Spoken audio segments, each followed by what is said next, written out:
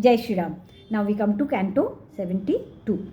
Vashishta and Vishwamitra jointly ask for the hand of the two daughters of Kushadhwaj in favor of Bharat and Shatrughan, and Janak acquiesces to the proposal.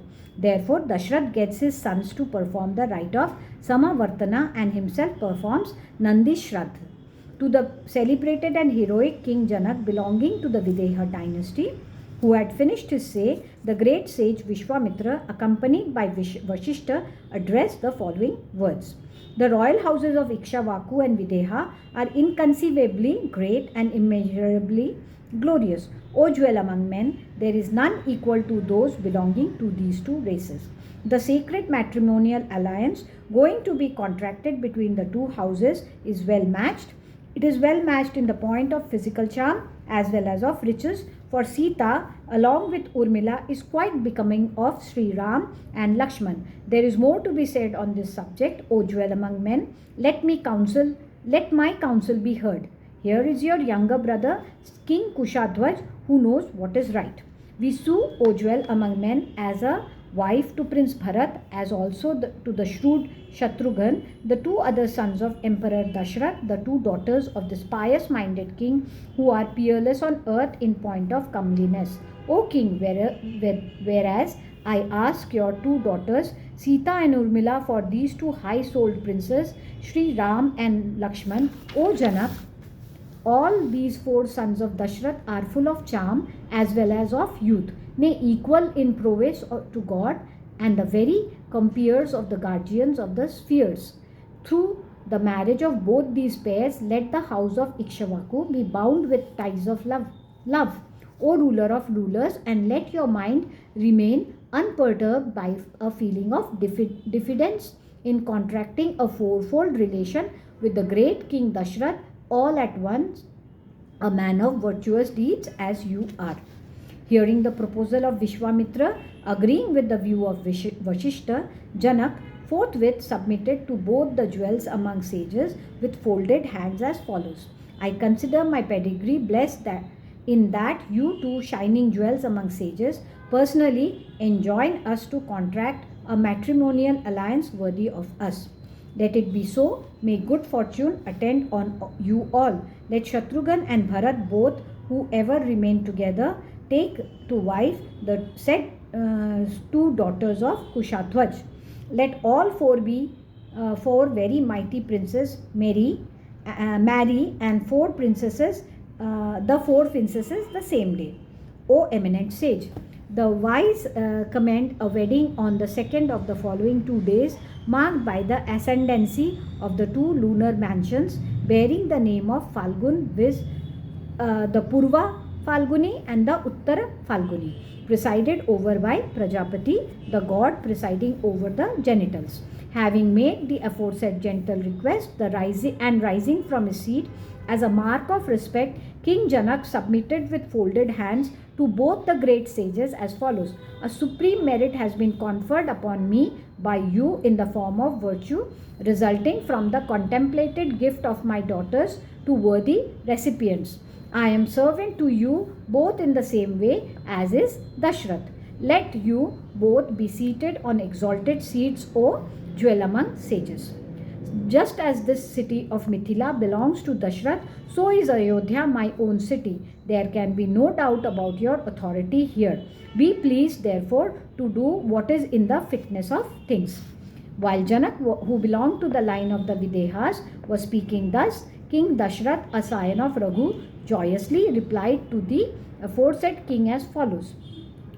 You two brothers, the rulers of Mithila, possess innumerable qualities. Sages and hosts of princes have been entertained by you both on many occasions. Attain happiness, may God bless you. We shall now retire to our own lodging and shall duly perform the Shraddha rites, he added. Taking leave of the celebrated Janak, a ruler of men at that moment, the highly illustrious King Dashrath soon departed, placing the aforesaid two sages Vashishta and Vishwamitra ahead.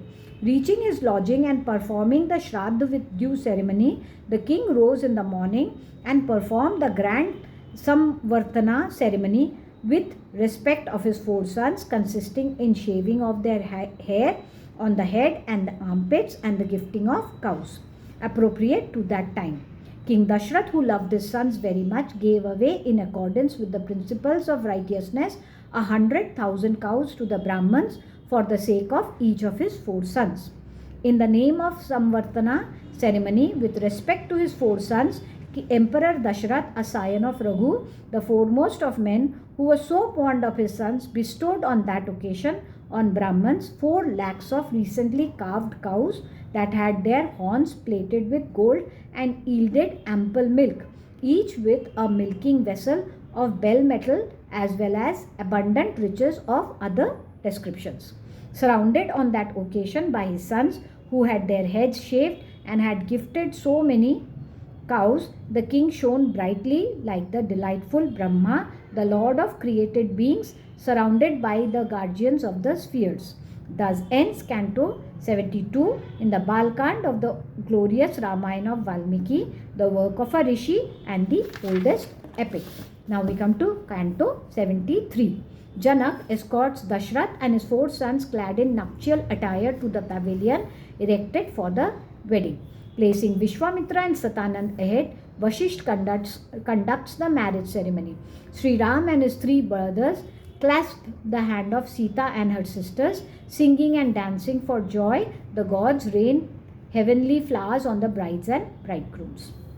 On that very day, when in fact Emperor Dashrath performed the grand Samavartan ceremony, the valiant Yudhajit, the son of the ruler of the Kaikeyi kingdom and Bharat's own maternal uncle, duly arrived at Mithila. Seeing the emperor and inquiring after his welfare, he submitted to him as follows: My father, the sovereign ruler of Kaikeyi territory, has out of affection inquired after your welfare and added that all is well at present and those whose well-being you desire. The king, my father, is eager to see Bharat, my sister's son, O King of Kings. For this purpose I went straight to Ayodhya, O scion of Raghu. When, however, O King, I heard at Ayodhya of your sons Bharat and Shatrughan have proceeded with you direct to Mithila for the wedding of Sri Ram, I drove in haste to this place, eager to see my sister's son. Seeing his beloved guest Yudhajit, deserving of all honor, arrived in his presence, King Dashrath forthwith attained him with utmost attention. Then, having spent that night with his high-souled sons, he got up again in the morning, and having finished his duties for the morning, the king, who had realized the truth, forthwith reached the pavilion erected for the wedding, placing the sages at the head. Placing ahead sage Vashishta and other eminent sages too, and accompanied by all his 3 brothers, adorned with every ornament, Sri Ram, who was himself dressed in a festive attire appropriate to the occasion of wedding, also arrived at the hour known in astronomical works by the name of Vijaya, so called because it is calculated to bring success to an enterprise undertaken during that hour, propitious for a wedding. Arriving there, the holy Vashishta spoke to Janak, born in the line of Videhas, as follows: along with his sons dressed in festive attires appropriate to the occasion of wedding, O King, Emperor Dashrath, a jewel among the foremost of men, awaits the pleasure of the donor, for all gifts take place only with the cooperation of the donor and the donee. Therefore, performing the noble rites pertaining to the wedding, discharge your sacred obligation of redeeming the word given by you to King Dashrath. Requested thus by the high-souled Vashisht, the highly glorious Janak, who was extremely noble and possessed the highest knowledge of what is right, replied as follows: Who stands at the door to guard my entrance, and whose permission does the emperor keenly await? What scruple should there be in entering one's own house? This kingdom is as much yours as mine. Having gone through all auspicious rites connected with the wedding, my daughters, O jewel among sages, have already arrived at the foot of the sacrificial altar, looking like so many blazing flames of fire. Firmly seated on this altar, I am just waiting for you. Hence, let everything connected with the wedding be performed without any let or hindrance. What for is the ceremony actually being delayed? Thereupon Janak, the ruler of Videha kingdom, submitted as follows to Vashishta. Along with the other sages, O pious seer, conduct the nuptial ceremony of Sri Ram, the delight of the world, my lord. Saying Amen to Janak and placing Vishwamitra and the pious Satananda ahead, the holy sage Vashishta, who was a great ascetic, prepared a sacrificial altar at the center of the pavilion according to the scriptural ordinance and decorated the said altar on all sides with sandal paste and flowers.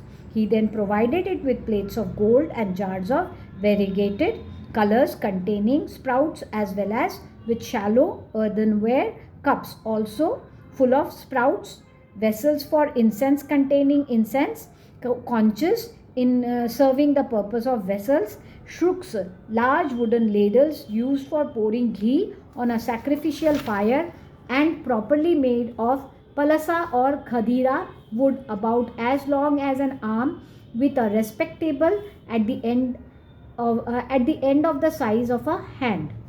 The shruvas, smaller wooden ladles used for pouring ghee into the shruk.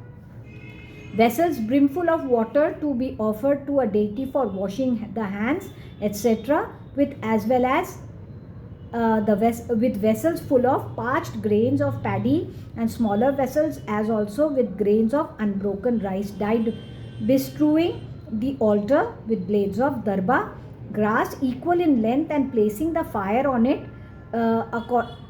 according to the scriptural ordinance, while reciting sacred texts. The highly glorious Vashishta, the foremost of sages, poured oblations into it with due ceremony with the recitation of sacred texts.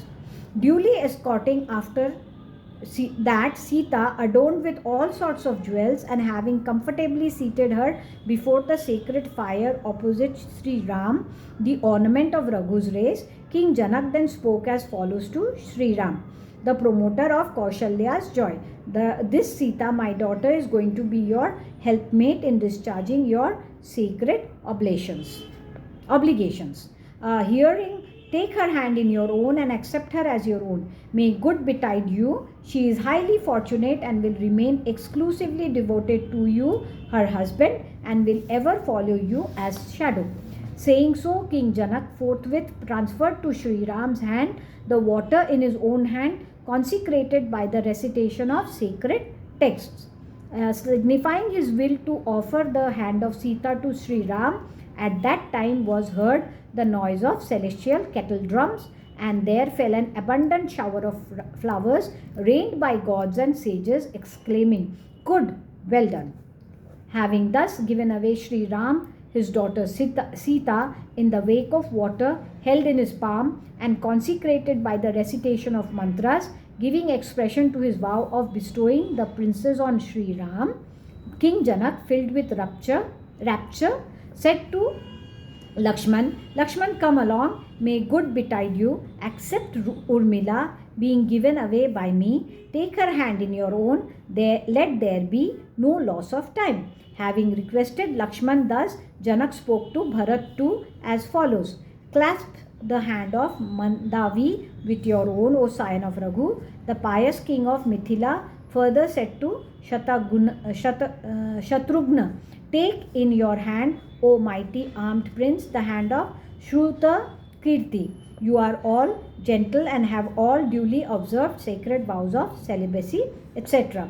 Let yourself be married, O scions of Kakushta. Let there be no delay." Hearing the request of Janak, all the four princes who had followed the directions of Vashishta grasped with their the hands of the four princes. Going clockwise round the sacrificial fire, the altar, as well as round Janak and the sages too, the high-souled princes, the jewels among Raghus, along with their brides, thereupon went through the wedding ceremony in accordance with the correct procedure as laid down in our scriptures. Accompanied by loud beating of celestial kettle drums and melodious sound of vocal and instrumental instrument, an abundant and most splendid shower of blossoms fell from the heavens. Nay, bevies of celestial nymphs danced and Gandharvas sang in a sweet voice.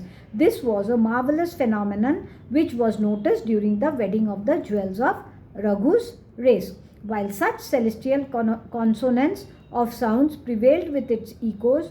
Those highly glorious princes went round the sacrificial fire thrice and married their respective brides. Accompanied by their consorts, those scions of Raghu then retired to their tents. The emperor too, with the host of rishis and his relations followed suit, beholding with joy the brides and bridegrooms. Thus ends Canto 73 in the Balakand of the glorious Ramayana of Valmiki, the work of a rishi and the oldest epic. Jai Shri Ram.